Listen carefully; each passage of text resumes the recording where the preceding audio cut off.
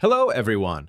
In this video, I've prepared for you one of the most famous chess games ever played. This game was played in 1851 and is known as the original Immortal game. It even appeared in the 1982 film Blade Runner. The battle took place in London. With the white pieces was Adolf Anderssen, the strongest chess player of his era. With the black pieces, Lionel Adalbert Bagration Felix Kieseritzky. And so, the game begins with e4 from Adolf Anderssen. Kieseritzky replies e5, and, of course, since this is a game from the Romantic era, Anderssen answers with f4, the king's gambit. White sacrifices a pawn, and black accepts it, entering the accepted king's gambit. White's bishop comes out to c4, allowing black to forego castling after the move queen h4 check. Queen h4? White's king is forced to step aside and moves to f1. Black plays b5, at the time a rather popular move. Black sacrifices another pawn, hoping to distract the white bishop from the weak f7 square. White accepts the challenge and captures the pawn on b5 with his bishop. Black develops his knight to f6, attacking the pawn on e4. White's knight jumps to f3, driving the queen away. The queen retreats to h6. White plays d3, aiming at the pawn on f4 and reinforcing the center. Lionel begins to weave his threats. His knight heads toward h5.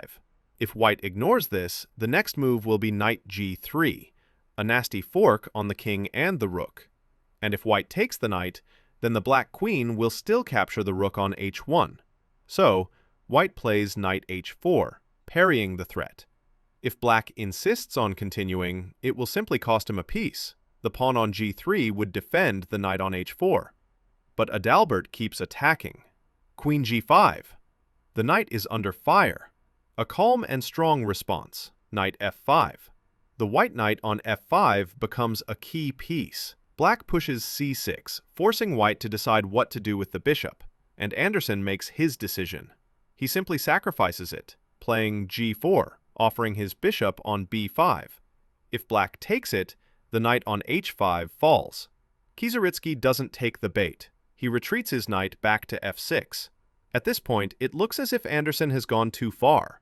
His pawn on g4 is hanging, and his bishop on b5 is also en prise. But no, he continues brilliantly. White brings his rook into play with rook g1, sacrificing the bishop on b5. Black accepts the sacrifice, but after the capture, White pushes h4. The pawns begin to chase down the black queen. The only retreat is g6, since h6 is guarded by the knight. After queen g6, White pushes h5, driving the queen back even further. The queen retreats to g5, but here comes queen f3. Now the pawn on f4 is impossible to defend, and once White captures it with bishop f4, the black queen is suddenly in real danger of being trapped. Bagration quickly opens an escape square for his queen, a kind of emergency hatch from a sinking submarine. Now the queen can retreat along the dark squares. After bishop takes f4, the queen falls back to f6, eyeing the pawn on b2. A nasty threat, since the rook on a1 might also fall right after. But White calmly plays knight c3, blocking the diagonal. Then comes bishop c5, as black keeps poking at White's pieces. The rook on g1 is now under attack, but nothing to worry about. Knight d5. White begins his counterattack. The bishop must retreat. But come on, with a name like Felix Bagration Kieseritzky, would such a man ever retreat? Of course not. He greedily captures the pawn on b2, just as he had planned. Now the rook on a1 hangs with check, and the rook on g1 is still under attack.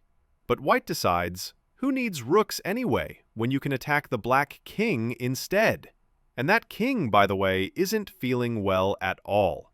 Every piece around him is asleep, both on the queen side and on the king side. But the queen keeps feasting in the middle of disaster. White plays bishop d6. Kieseritzky calculates the possibilities and realizes he can't take the bishop, because if he does, it's instant mate. After knight f7 check and king e8 comes knight d6 and checkmate. The king has nowhere to run. So, taking that bishop is impossible. But Kieseritzky, brave as ever, doesn't capture it. And indeed, despite white's heavy concentration of pieces surrounding the black king, there's no immediate mate in sight.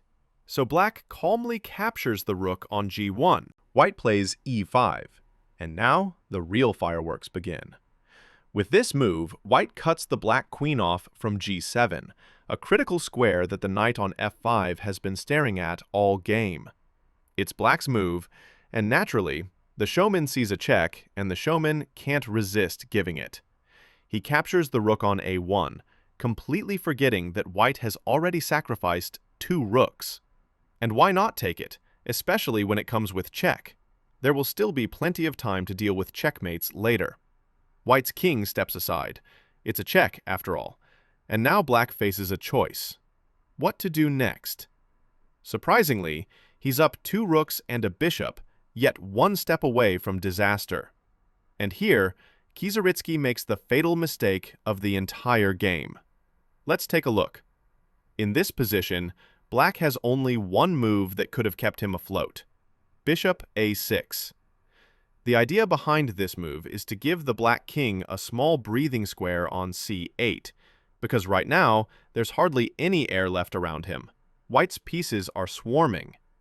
Instead, black plays knight a6, trying to cover the c7 square, so the white knight can't jump there, at least controlling something.